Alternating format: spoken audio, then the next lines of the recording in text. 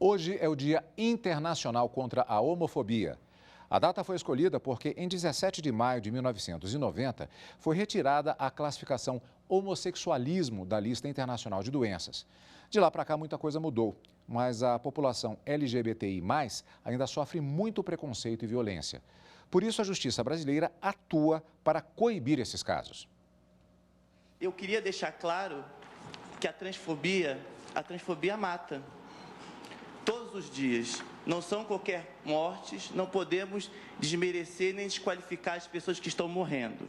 O desabafo é da primeira advogada trans da OAB do Rio de Janeiro e também a primeira a falar na tribuna do Supremo Tribunal Federal. Maria Eduarda representou a Associação Nacional de Travestis e Transsexuais, apresentando ao Supremo dados que indicavam omissão do Poder Legislativo para criminalizar a transfobia e homofobia. O julgamento foi concluído em junho de 2019. E o voto do relator, ministro Celso de Mello, marcou a história do judiciário brasileiro, ao determinar que os crimes de homofobia sejam julgados com base na lei do racismo, enquanto não for criada uma lei específica. Na medida em que atos de homofobia e de transfobia constituem concretas manifestações de racismo, compreendido este em sua dimensão social, o denominado racismo social. Os direitos da população LGBTI+, têm sido reforçados com decisões do Supremo Tribunal Federal. Em 2019, a ministra Carmen Lúcia cassou liminar da Justiça Federal de Brasília, que tinha autorizado psicólogos a aplicarem terapia como tratamento contra a homossexualidade, a chamada cura gay. Em outra decisão mais recente, o ministro do STF, Luiz Roberto Barroso, permitiu a presas transexuais e travestis escolherem se vão cumprir pena em presídio feminino ou masculino. Apesar dos avanços na justiça, a comunidade LGBTI+, reclama da falta de atenção das autoridades. A principal queixa é que, mesmo após a classificação da homofobia como crime, faltam instrumentos para coibir a prática, o que deixa uma sensação de impunidade. O Estado brasileiro, ele ignorou, já vão fazer 2 anos da decisão e ele continua ignorando. Né? Não há uma orientação para essa tipificação, não há, e os estados profissionais na ponta são muito dúbios quanto a isso, né? Ficam sem saber como agir, e o que acontece é que a gente não está vendo a capilaridade disso na ponta, né? Para repercutir o assunto, conversamos agora com o advogado Paulo Iotti, a quem, antes de mais nada, agradeço pela presença conosco aqui na TV Justiça. Doutor Iotti, em 2019, o Supremo ele deu um prazo para que o Congresso criasse uma lei contra homofobia e transfobia. Eu gostaria de fazer um vínculo com a frase que ouvimos agora a respeito da capilaridade das questões políticas. A falta de uma legislação, isso faz com que haja uma movimentação negativa por parte da própria sociedade. O senhor é militante da área específica, acompanha de perto essas questões. Houve algum avanço com relação a essa questão legal e de políticas públicas nesses anos? Boa tarde, agradeço muito o convite, o interesse nesse tema. Hoje é o Dia Internacional de Enfrentamento da Homotransfobia, muito bem descrito pela matéria.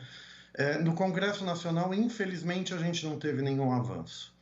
Enquanto o tema estava em julgamento no primeiro semestre de 2019, até teve 1 ou 2 projetos, mas que não andaram no Congresso, como infelizmente é comum em tema de omissão inconstitucional.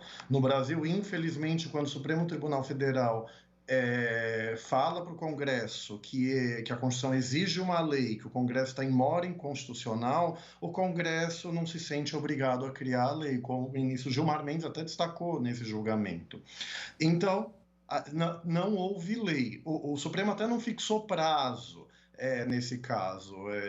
Eu soube, assim, uma interpretação possível é que o Supremo deu prazos outras vezes e o Congresso não cumpriu. Mas, assim, o Tribunal realmente conclamou o Congresso Nacional a aprovar uma lei que criminalize de forma específica a homotransfobia, mas enquanto isso não acontecer, a homotransfobia foi considerada como crime de racismo, não por analogia. Quem diz que o Supremo legislou fez analogia, ou não leu a decisão, ou está deturpando ela de má fé, porque a decisão explica que ela não fez isso. Então, a gente está se aplicando a lei antirracismo porque a homotransfobia se considera como crime por raça. A lei antirracismo separa raça, cor, etnia em conceitos diferentes. Raça é mais amplo. Então, os crimes por raça, na interpretação literal, abarcam a homotransfobia. Eu entendo que se o Congresso aprovar uma lei específica, a homotransfobia vai continuar sendo racismo. Se criarem uma lei de discriminação por etnia contra indígenas, por exemplo, vai continuar sendo racismo, vem uma lei própria. Mas, assim, enquanto o Congresso não cria uma lei específica, aplica-se a Lei 7716, que é a lei antirracismo, pela homotransfobia ter sido considerada espécie de racismo. Doutor, eu gostaria de aprofundar, inclusive, nesse ponto, porque há uma situação precedente, que foi um julgamento que ficou famoso na época, em que se tratava de um editor do Rio Grande do Sul que tinha publicações antissemitas e se falava exatamente, é racismo, os judeus não são necessariamente uma raça, não se aplica, e o Supremo decidiu que o objetivo da lei era exatamente o combate aos crimes de ódio. Seria mais ou menos uma situação semelhante que nós temos nessa aplicação, nesse entendimento? Esse julgamento que você cita, o famoso caso Elvanger, o habeas corpus 82424, ele é uma das grandes bases dos processos. As ações que eu movi pela BGLT, o MI 4733 e pelo PPS, ou Cidadania ADO 26, a gente cita esse julgamento. Quando o caso chegou no Supremo, embora a discriminação por religião tivesse na lei expressamente, se fosse um crime de discriminação não racista, ele estava prescrito. Teve voto vencido nesse sentido. O Supremo falou que não, que o antissemitismo, a discriminação contra judeus, é espécie de racismo, porque o projeto Genoma, um mapeamento da genética humana, finalizado, salvo engano, em 2001 ou por ali, acabou de vez com a crença de que a humanidade é formada por raças biologicamente diferentes entre si. Então, para o racismo não virar crime impossível pela unicidade biológica da raça humana, o Supremo adotou lá, no caso Elvanger, o conceito de racismo social. O racismo entendido por critérios históricos, sociológicos e antropológicos, não meramente biológicos.